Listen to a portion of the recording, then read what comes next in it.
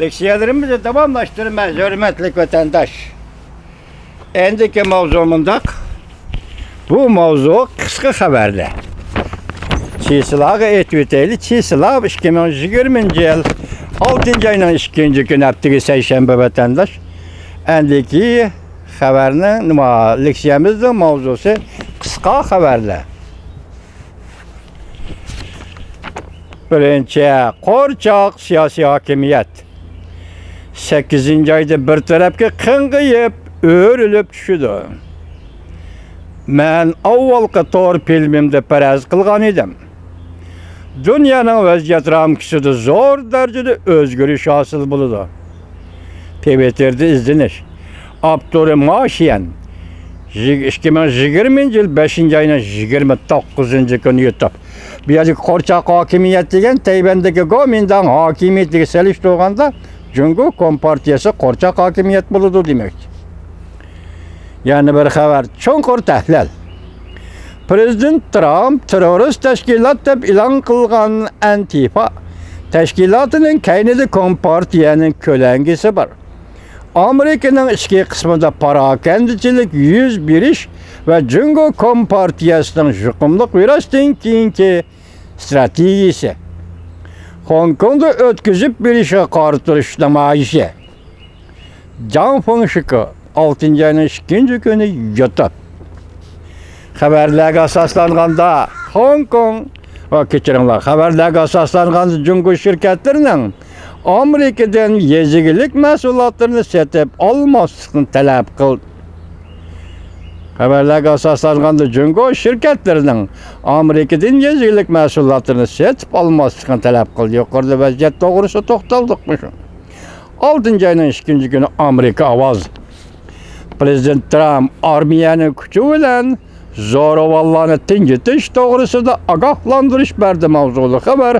6. ayının 2. kuni Amerika ovozining Xitoy til programmasi e'lon qildi. Bu yerdagi zo'ravonlar hozir Amerikada bo'layotgan namoyishda urgan, chaqqan, o't qo'ygan kishilar albatta zo'ravonlardir. Yana bir xabar, chet eldagi jungoliklardan qanday kishilar tekshirish obyektiga aylanadi? Amerika Qo'shma Shtatlari 6. aydan boshlab orqadan harakat qo'llanadi Jungoga. Taki Jungoda Qorçaq hokimiyat ag'darilguncha.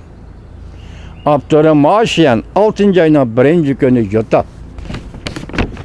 Amerikada ko'chalarda parokandachilik paydo bo'ldi. Parda orqasida kim bor? Ba'zi tashkilotlar buzg'unchilik qilyotdi. Lekin nihoyatda tezda kontrol qilinadi. Lekin ular cho'ng saylamdan burun davomli parokandachilik qiladi Amerikada. Abdurrahmon 5. ayının 31. kuni YouTube. Yana bir xabar.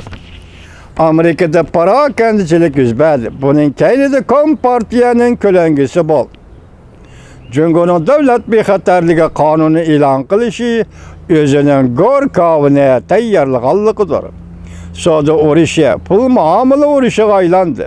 Prezident Trump g'alaba qildi. Qaysi 3 angishtarga tayinadi? Abdurrahmon 6. ayının 1. kuni YouTube. Jungo Hindiston chegarasida ozodlik armiya jangchisi meni qutuldiringlar deb vaqirdi. Diqqat vatandosh. Yana bir xabar. Jungo Hindiston chegarasida ozodlik armiya jangchisi vaqirab meni qutuldiringlar dedi. Okoplar qazilishga boshladi. Harbiy mashinalar orqa-orqadan yetib kelishga boshladi. Urash, hadisada portlash oldida turdi. Halqiliq paytlar to'r film kanali 6. ayının 1. kuni YouTube. Tuyuqsiz yuz bergan voqeaga tez baho. Amerikaning yezigilik mahsulotlarini sotib olishini to'xtatdi. Diqqat qildingizmi? 3 yerda keldi juma xabar. To'xtatdi. Savdo kelishimi yirtib tashlandi. Amerika Jungo umumyuzlik urushga kirdi. Bu yerdagi urush hozircha ma'naviyatga urushadi. Bajo'yu, tamojni beji yoki pul urushi, ya'ni muomala urushi degandek bendeki urush. Tez arada umumyüzlük urushga kirildi. Amerikada yuz bergan parokandachilik kaynidagi Jungo Kompartiyasining qora qo'li tutildi. 6-oyning 1-kuni Go Bavshang Media qaytarma zarba berildi. Jungo hukumati Amerikadan mahsulot setib olishni rasmiy to'xtatdi. Savdo kelishimi yemirildi. Wall ko'chasi televiziyasi 6-oyning 2-kuni yutib. Amerika, Tayvan, Yaponiya üç taraf hamkorligi cho'nqurlashtirildi. Bütün yer shari hamkorligining 5 yillik xotir kuni xotirlandi.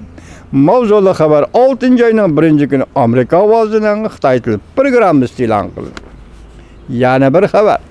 Hong Kongda, yani Shanghayda Amerika konsulxonasi milliardlik yer zamin setishga chiqarib etdi. Setishga chiqarildi. Mablag' qaytadan boshqa joylarga sarflanmoqchi. Yangi tongliklar televiziyasi 6-oyning 1-kuni yutib. Men bu to'g'ri sizlarga leksiyada muhokama qilganda degan edim, bugun faktni oldinglarga qo'ydim vatandoshlar.